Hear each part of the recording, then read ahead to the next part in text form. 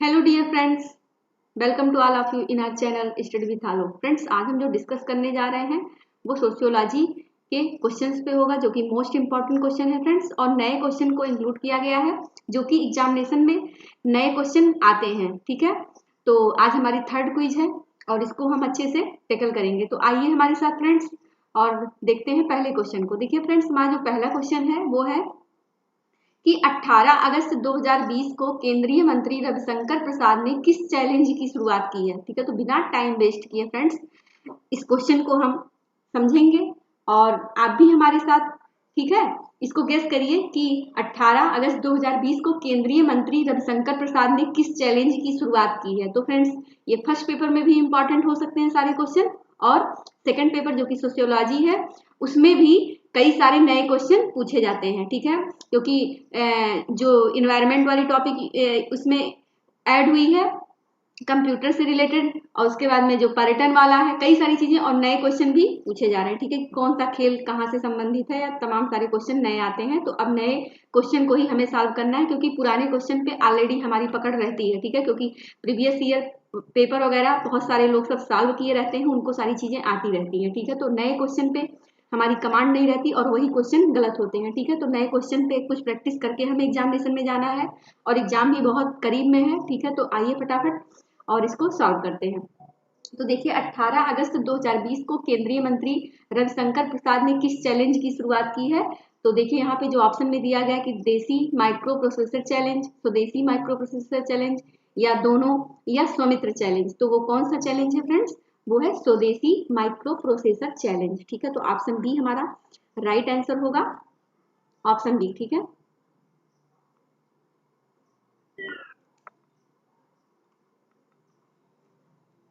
Option B हमारा correct answer होगा।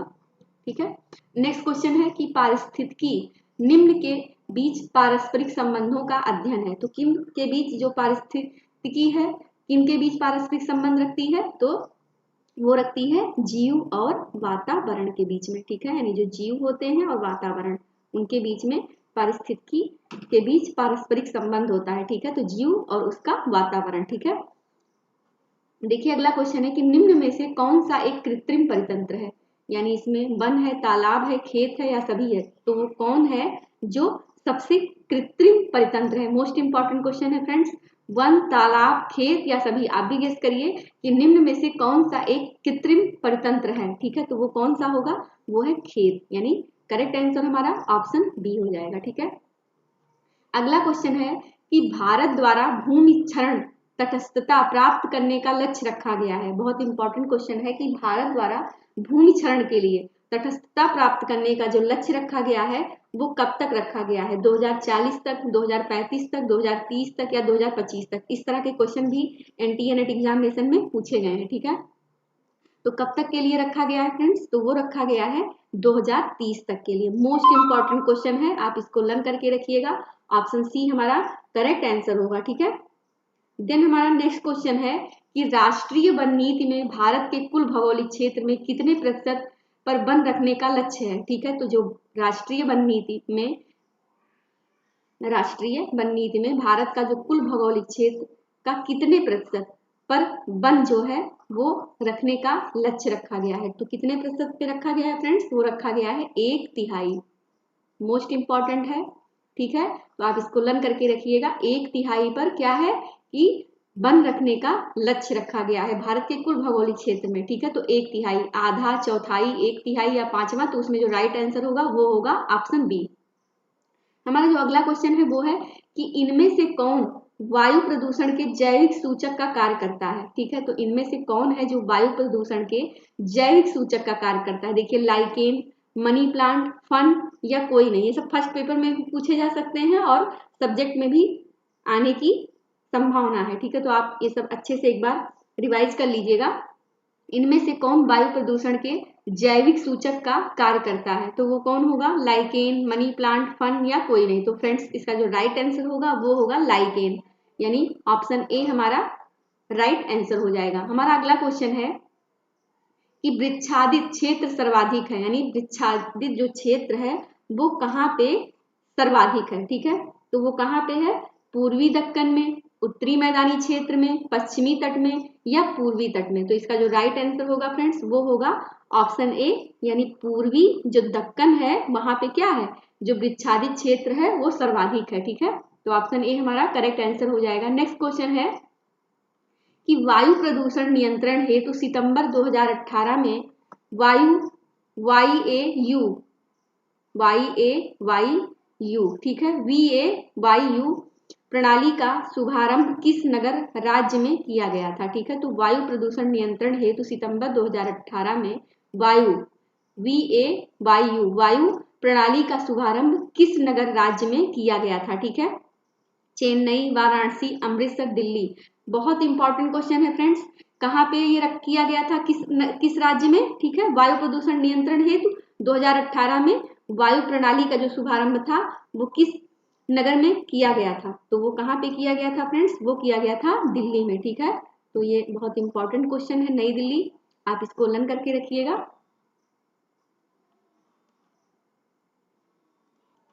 तो फ्रेंड्स नॉक्सी संलक्षण उत्पन्न होता है, कहाँ से, नॉक्नी संलक्षण उत्पन्न होता है, तो ये कहाँ से होता है, संखिया के प्रदूषण द्वारा, फ्लोराइड के प्रदूषण द्वारा, या सीसा के प्रदूषण द्वारा, या पारा के प्रदूषण के कारण। तो किससे होता है फ्रेंड्स नॉक्नी संलक्षण, ये होता है फ्लोराइड के प्रदूषण के कारण। किसके कारण, फ्लोराइड के प्रदूषण के कारण।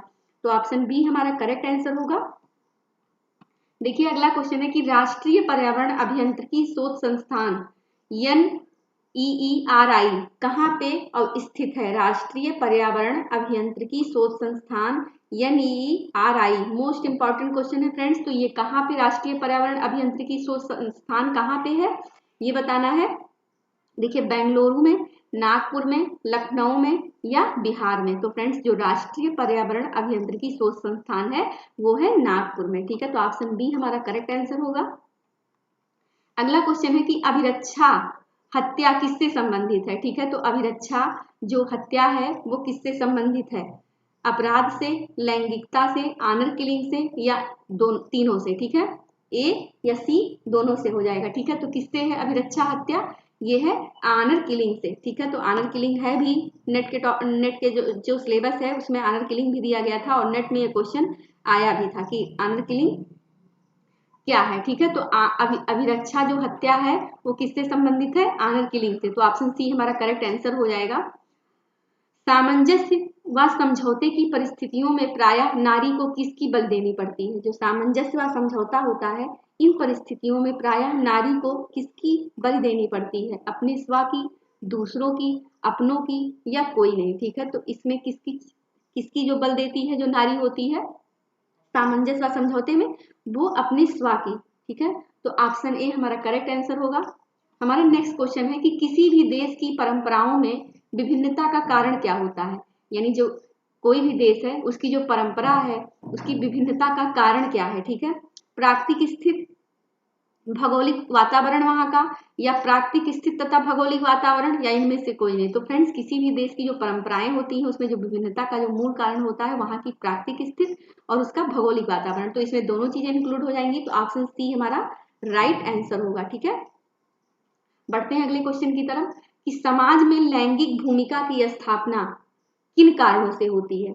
ठीक है, समाज में लैंगिक भूमिका की स्थापना किन कारणों से होती है, जैविक भिन्नता के कारण, निरक्षरता के कारण, सामाजिकरण के कारण या महिलाओं की निम्न पदास्थिति के कारण। तो किसके कारण होती है समाज में लैंगिक भूमिका की स्थापना, तो वो होती है फ्रेंड्स सामाजिकरण के द्वारा। ठीक है, तो करेक्ट आंसर हमारा ऑप्शन सी हो जाएगा। ठीक है, अगला क्वेश्चन है कि परिवार को संघर्ष के एक केंद्र के रूप में किसने देखा है। ठीक है, तो मोस्ट इंपॉर्टेंट है कि परिवार को संघर्ष के केंद्र के रूप में किसने देखा, तो किसने देखा है फ्रेंड्स, हार्टमैन ने। ठीक है, हार्टमैन ने परिवार को संघर्ष के केंद्र के रूप में माना है। तो ऑप्शन बी हमारा राइट आंसर होगा।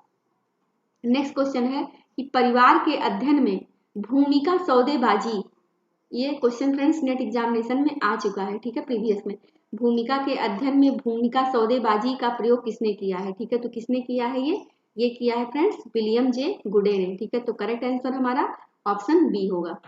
नेक्स्ट क्वेश्चन है कि पैटर का क्या अर्थ होता है। ये भी question previous year net examination में पूछा गया है कि पैटर जो है इसका शाब्दिक अर्थ क्या होता है। सामाजिक पिता, सांस्कृतिक पिता, जैविकीय पिता या सांस्कृतिक पिता। तो जो पैटर का अर्थ होता है फ्रेंड्स, इसका जो शाब्दिक अर्थ है ये है सामाजिक पिता यानी सोशल फादर से। ठीक है, तो ऑप्शन ए हमारा राइट आंसर हो जाएगा। नेक्स्ट क्वेश्चन है कि निम्न में क्रय विवाह कौन है? वो ऐसा कौन सा विवाह है जो क्रय विवाह माना जाता है? संघर्ष, राक्षस, असुर, पैचास से। ठीक है, तो वो कौन सा विवाह है जो क्रय विवाह के रूप में माना जाता है? तो संघर्ष, राक्षस, असुर या पैचास से। तो जो क्रय विवाह है वो किसके समतुल्य है? असुर विवाह के। ठीक है, तो ऑप्शन सी हमारा राइट आंसर हो जाएगा। ठीक है, नेक्स्ट क्वेश्चन है फ्रेंड्स कि लेवी-स्ट्रास के अनुसार करेरा व्यवस्था का अर्थ है। ठीक है, तो लेवी-स्ट्रास के अनुसार जो करेरा व्यवस्था है उसका क्या अर्थ है? बहुविवाह से या विनिमय विवाह से या दोनों से या कोई नहीं से। ठीक है, तो किससे है? विनिमय विवाह से। किससे है? लेवी-स्ट्रास का जो करेरा व्यवस्था का अर्थ है वो है विनिमय विवाह। ठीक है, तो ऑप्शन बी हमारा राइट आंसर हो जाएगा। हमारा लास्ट क्वेश्चन है फ्रेंड्स कि केंद्रीय सूचना आयोग की स्थापना कब की गई थी? जो केंद्रीय सूचना आयोग है उसकी स्थापना कब की गई थी? तो वो की गई थी फ्रेंड्स 1991, 2001, 2005 या 2010। तो इसका राइट आंसर क्या होगा? जो केंद्रीय सूचना आयोग की स्थापना थी वो की गई थी फ्रेंड्स 2005 में। कब की गई थी? 2005 में। घरेलू हिंसा अधिनियम भी फ्रेंड्स 2005 में बना हुआ है, आप इसको भी लर्न करके रखिएगा, ये भी इंपॉर्टेंट है, एनटीए नेट एग्जामिनेशन में एक दो बार पूछा भी गया है। ठीक है, तो केंद्रीय सूचना आयोग की जो स्थापना की गई है वो की गई है 2005 में। ठीक है, तो ये फ्रेंड्स कुछ इंपॉर्टेंट क्वेश्चन थे जो हम लोगों ने डिस्कस किए। ऐसे ही हमारा उद्देश्य है कि कुछ क्वेश्चन जो नए हैं उनको तैयार करके और जो है चैनल पे डिस्कस करवाया जाए ताकि एग्जामिनेशन में कुछ क्वेश्चन हमें वहाँ पे मिल जाए। ठीक है, तो अगर फ्रेंड्स हमारी वीडियो आपको पसंद आए तो वीडियो को लाइक करिए और कमेंट बॉक्स में कमेंट करिए और चैनल को सब्सक्राइब करिए। Thank you so much.